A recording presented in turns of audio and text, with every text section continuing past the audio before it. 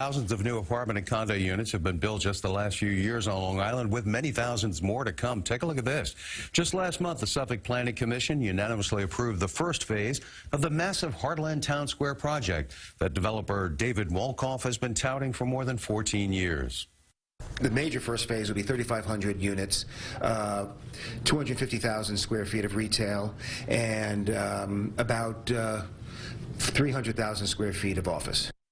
The developer has already demolished all the buildings at what was once the site of the Pilgrim Psychiatric Center, but many locals still fear massive traffic jams from all the folks who will move in. The developer is counting on the new residents relying on mass transit, including zip cars that would get them to the Deer Park train station. And of course, you only hope that's true because there's already massive traffic problems there. Islip Town Board still must give them the zoning change that they would need to do all this, and that's expected to be voted on in the next couple of months. And that's where Eric Alexander with Vision Long Island rejoins us to talk about this. Let's talk about the explosion in what's called transit-oriented development, housing that's built downtown to connect people to mass transit. We have seen a massive explosion now. How many communities and how many projects? So there's 40 communities that have approved transit-oriented development on Long Island. Of 100 downtowns on Long Island, 40 of them are doing this. And there's 100 projects that have been approved and totaling 12,500 units of housing over the last 11 years. In that time, about 7,000 of those 12,000 are built, so you can go see them and visit them and see that they're benefiting the downtown. Farmingdale. Farmingdale is great. Yeah, Valley Stream, Westbury, Bayshore, Patchogue, Riverhead, Great Neck Plaza. There's plenty of examples. This used to be considered like the third rail of politics on Long Island. People say, "Oh no, we don't want that here." What changed? Well, what changed is folks planned it locally, through their village, through their town, through a visioning process, through a local plan. So Long Island has home rule, so that's a good thing. So municipality by municipality, folks like to see the plans done locally. In addition to that, folks like to see their main streets thriving, and they don't want to see vacant stores. So the best way to rehabilitate their downtowns is to bring people living into their downtowns and shopping in the local stores. And the big fear that a lot of homeowners had who initially resisted it was they thought it would hurt their property values.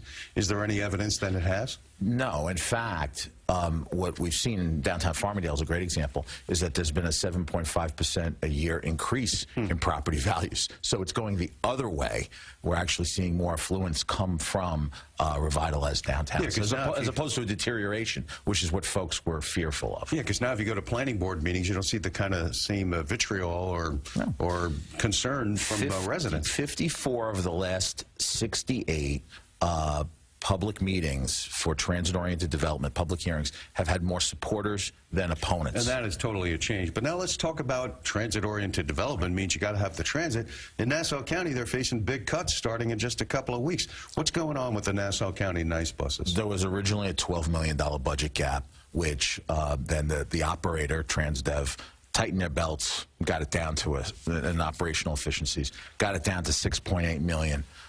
What's happening now is that money needs to come from the county, and folks are petitioning the state to bring some dollars in. Again, we give a lot of our money, our payroll tax money, to the MTA. There may be an Uber fee or a Lyft fee if they do ride sharing that could go to the buses. Yeah, or there could be or it could be in the budget that comes up in a few weeks. And we can see some dollars that could match some local dollars in the county to make those riders whole. And there's about 5,000 people that could, there's about 10 or 12 routes. That a lot of them go to work or to school. These people rely on these buses in order to do the very thing that these projects are relying on, the transit, to get them to those jobs. Look, with the millions and billions of dollars spent on transportation on the capital side and also on the operating side, buses should not be cut. The poorest of the poor, the working people should not be experiencing these types of cuts. And Suffolk County has been through this in the past, and they've talked about putting the buses on Route 110. Where's that project? Yeah, I mean, they're talking about expanding the system while they're cutting the system, so it's kind of confusing to see where they are right now. We hope they make the original bus cuts whole and bring back those routes. There's 8 routes. Counties, yeah, dealing with big, perhaps 100 or 100 million, more than $100 million budget deficits. So we'll have to see whether or not the state's going to step in. Well, the state and Fed should give us our fair share. That's an ongoing challenge we got to fight for our region. Well, there you hear the debate. Eric Alexander with Vision Long Island will be watching what state lawmakers do with their budget coming up in 2 weeks. Thank you very much. Sure.